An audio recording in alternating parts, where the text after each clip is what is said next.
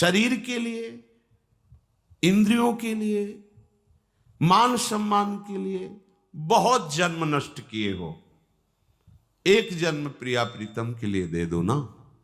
पर हम देखते हैं शरणागति का सत्संग हजारों बार सुना है इन लोगों ने, पर जब शरणागति की कसौटी आती है तो बिल्कुल दूर रेखा से खड़े दिखाई देते हैं। कहीं शरणागति नहीं, बस अपनी लोक मर्यादा, अपने शरीर प्रियता, अपने अहम प्रियता में ही कसौटी में नजर आते हैं।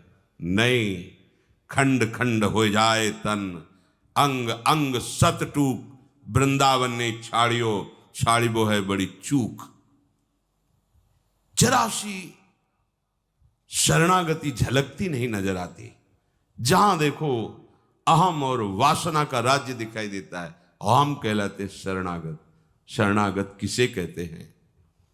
जिसके तन पर, मन पर, वचन पर केवल शरण का अधिकार है, बिका हुआ।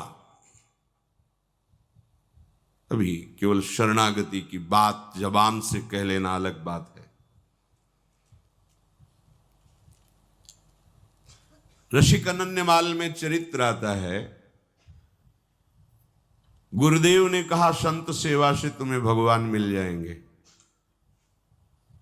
प्रारंभ की संत सेवा कैसे करें, पद्धति भी बता दी थी। संतों को साक्षात भगवान का स्वरूप मानो, जब आए उनका चरणामृत उतारो, प्रणाम करो, आरती पूजा करो, भोग प्रसाद जैसे भगवान को ऐसे उनको पवाओ, उनके प्रति भगवत भाव रखो। एक दिन संतों के स्वामी स्वयं आ जाएंगे। ऐसा ही वो करने लगे। किसी दुष्ट चित्त वाले ने देखा कि इनके घर में तो संत वेश में जाने से बड़ा सम्मान मिलता है, भेंट भी मिलती, खाने पीने को भी मिलता है। संत वेश बनाने में 5 मिनट लगते हैं, या तो मुड़वा लो, तिलक लगाए, 1 मिनट लगता है। मुड़वाए, कपड़े बदल लो, संत बन गए आप। ये ऐसा भेष है कि बड़े बड़े पापात्मा भी इसमें छुप जाते हैं, दुराचारी भी छुप जाते हैं। इसीलिए फिर लोग कहते हैं संत ऐसे होते हैं। संत ऐसे नहीं, संतों को तो अभी समझा ही नहीं, तुमने जाना ही नहीं। प्राण त्याग देना सहज है, धर्म का त्याग नहीं करते संत जन जो संत होते हैं। ऊसर बरसई तृण नहीं जामा, संत हृदय जिमि उपज न कामा। साधु ऐसे, पर यह भेष ऐसा है कि घोर कुमार्गामी भी एक क्षण में इस भेष को धारण कर सकता है। उस दुष्ट चित्त जवान व्यक्ति ने साधु का वेश धारण किया, गुरु आज्ञा के अनुसार केवल संत आए, बस ये भाव, साष्टांग प्रणाम, चरणामृत लिया, घर में छूट, संत हमारे भगवान है। अब उस संत तो है नहीं, उनकी तो दृष्टि है पार्थिव, एक अकेला लड़का, और जहां संत सेवा होती वहां ऐश्वर्य की भरमार हो जाती है। पक्का ये ऐसा व्यापार है जिसमें कभी घाटा नहीं, मंगल ही मंगल है। कहीं भी जहां संत सेवा प्रारंभ हुई, ऐश्वर्य वहां चरणों में लौटने लगता है, क्योंकि भगवान के दासों की सेवा भगवान को अधीन करने वाली होती है। जैसे किसी गर्भवती मां को अच्छे अच्छे पदार्थ पवाओ तो बालक को अपने आप पुष्टता प्राप्त होती है। ऐसे संतों के हृदय गर्भ में भगवान विराजमान हैं। संतों के मुख से जब आप जो भोजन पवाते हैं तो पुष्ट भगवान होते हैं।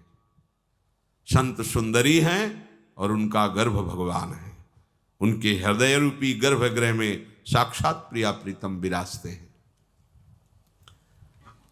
अब उसकी दृष्टि गई उस अकेले लड़के पर, तो सोने का हार और अच्छे अच्छे आभूषण पे। उसने सोचा अंदर चोरी करना तो बड़ा मुश्किल, इस लड़के को ही मार देते हैं, आभूषण उतार करके यहां से निकल लेते हैं। क्योंकि साधु तो था नहीं, 2-4 दिन खूब खीर पुआ पाए। एक दिन देखा कि वो जो सेवा करने वाले थे वो किसी कार्य से बाहर गए, और वो लड़के को बुलाया। तो ऐसे भक्त हृदय के पुत्र भी तो भक्त हृदय होंगे, बहुत सरल स्वभाव।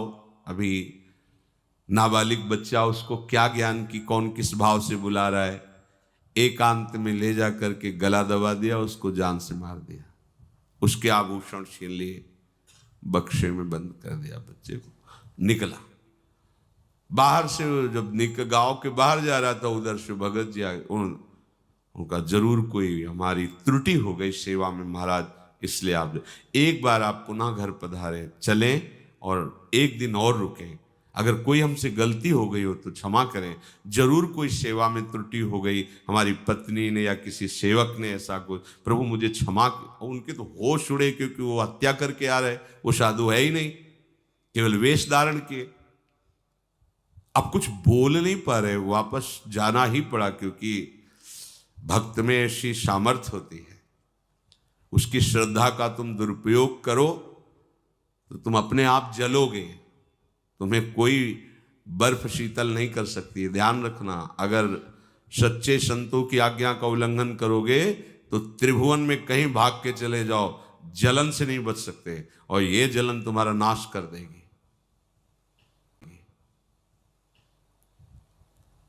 आए, बैठे, महाराज क्या त्रुटि हो गई थी, आप क्यों जा रहे थे? रो पड़े हो। देखो संत का प्रभाव, उस भक्त की साधुता। उन्होंने कहा मैं संत नहीं हूं, मैं बहुत दुष्ट हूं, नीच हूं। उसका हृदय विकल हो गया, मैं कितना नीच और कितना बिल्कुल साधु नहीं हूं। अभी अभी वेश बनाया 2-4 दिन पहले, केवल खाने पीने के लिए, मैं बहुत नीच पापी हूं। भगवान मेरी परीक्षा मत लीजिए, आप मेरे भगवान हैं, संत हैं। नहीं हूं संत, तुम्हारे बच्चे को मार डाला देखो बक्से में, और ये सोना लेके भाग रहा। यह है साधुता का प्रभाव। उस भक्त का प्रभाव अपने आप उसको छुपाने नहीं दे रहा। मुझे दंड दीजिए, मैं नीच हूं। बक्सा खोला, देखा बालक, उठा के बालक चरणों पे, भगवान परीक्षा मत लीजिए, मेरा बालक है ही नहीं है तो आपका है, मेरा क्या है, मैं तो केवल गुरु आज्ञा पर यहां सेवक रूप से रहता हूं। ये घर गुरुदेव का, परिवार गुरुदेव का, ये आप सब संतों का है। चरणामृत उतारा और कहा मन वचन कर्म से गुरु आज्ञा का पालन करते हैं संतों को मैं भगवान समझता हूं, इसके प्रभाव से बालक जीवित हो जाए। जो चरणामृत डाला, बैठ गया बालक। अब वो मूर्खाधिराज को लगा कि मेरे चरणामृत का बड़ा जोर का प्रभाव है, वहां से पूजा पाठ लेके चल पड़े। बिल्कुल उसके मन, भक्त के मन में बिल्कुल नहीं कि ये साधु नहीं, अपनी दृष्टि है। साधु को साधु ही नजर आता है, दुष्ट को दुष्ट ही नजर आता है।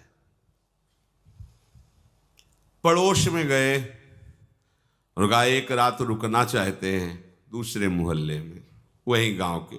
उनको लगा मेरे चरणों का प्रभाव है ये चरणामृत। एक लड़के को मार डाला, दुष्ट स्वभाव, और क्या विचार करेगा। उनके चलने लगे डंडे थप्पड़। उन्होंने कहा तुम जानते नहीं हमारे चरणामृत का प्रभाव, अभी तुम्हारा बालक जी जाएगा। बड़े बुजुर्ग थे, बोले देख लो भाई, चरणामृत धोया गया, बालक ने कुछ नहीं हुआ। अब तो और पिटाई शुरू होगा कि उन भगत जी को बुला के पूछ लो कि हमारे चरणामृत का क्या प्रभाव है। ये सूचना उनके पास, वो दौड़ के आए, ये भगवान है, परीक्षा ले रहे हैं। फिर वही संकल्प, मन वचन कर्म से संतों को मैं भगवान मानता हूं, और इसके प्रभाव। तब उनको समझ में मेरे चरणामृत का प्रभाव नहीं, भक्त का प्रभाव। उसी दिन से वो भगवान का सच्चा संत बन गया। हमारी शरणागति में हमारी कैसी भी परीक्षा हो, हमें खरे उतरना है। वो देख रहा है जगत का जीवन पालन करने वाला। अर्जुन जी जब अभिमन्यु जी का वीरगति को प्राप्त होने की बात तो सह नहीं पाए, विलाप करके रोने लगे। भगवान समझा रहे, नहीं सह पाए। अर्जुन से कहा कि मेरा भी तो भांजा है, कोई अशुभ गति को प्राप्त थोड़ी हुआ, वीर गति को प्राप्त हुआ, ऐसा आपको विलाप करना उचित नहीं है। पर वो एक दिन भगवान जैसे कभी प्रसन्नता होती तो अपने हृदय की बात कहे। भगवान ने कहा मोरध्वज जैसा भक्त इस सृष्टि में नहीं है। समय व्यतीत होने पर अर्जुन जी ने कहा, प्रभु आप मोरध्वज की बात कर रहे हो, आप कभी हमारी भी तो बात किया करो, क्योंकि सखा भी भाव है, आपके सिवा हमारा है कौन। भक्त तो हो ही अर्जुन, पर मोरध्वज जैसा नहीं। उनका प्रभु क्या कमी है, हम में क्या कमी है। बोले आओ चलते हैं।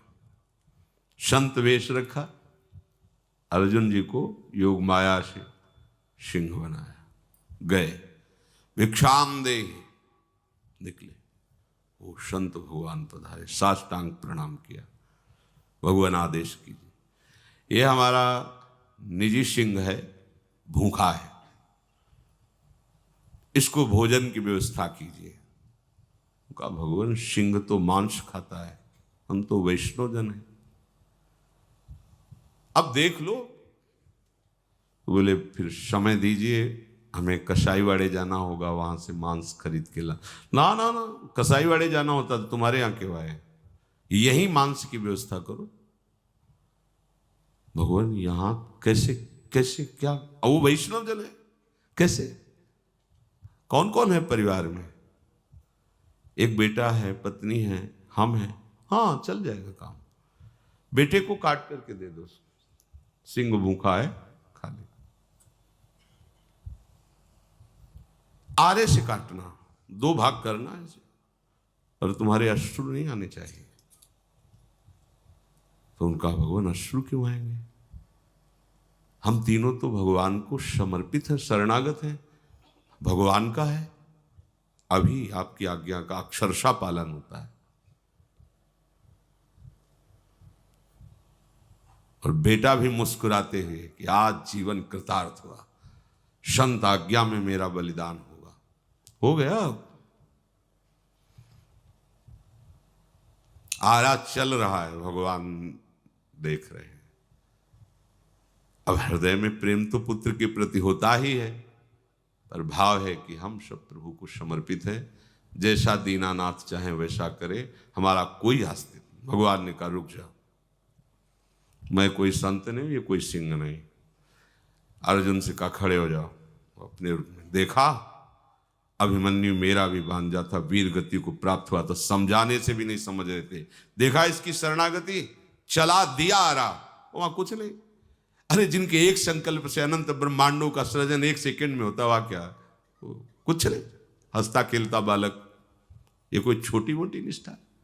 तन्वांग मनोभिरमल सोहम तविवाश्रिता, शरीर मन वाणी से मैं आपका हूं कह देना सरल है, आरा चलाना पड़ता है।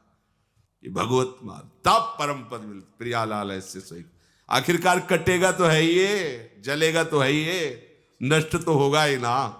एक जन्म प्रियालाल के लिए श्रीधाम वृंदावन को अपनी रहनी से व्यतीत करते हुए क्या घाटा लग जाएगा, अंतिम बन जाएगा, जन्म जन्मांतर की भटकन मिट जाएगी। अब प्रभु ऐसी परीक्षा नहीं लेते, अब वैसी सामर्थ्य नहीं तो वैसी प्रभु परीक्षा भी नहीं लेते। लेकिन बात सच्ची यही है कि ये तन मन वाणी आराध्य देव जी के चरणों में समर्पित हो। कभी भी किसी भी तरह से वो देखना चाहे तो हम इस बात में खरे उतरें कि न मेरा शरीर है, न मेरे प्राण है, न मेरा मन है, ये तो प्रियालाल का है, जैसा चाहे वैसा व्यवहार करें, भला उनकी इच्छा के विरुद्ध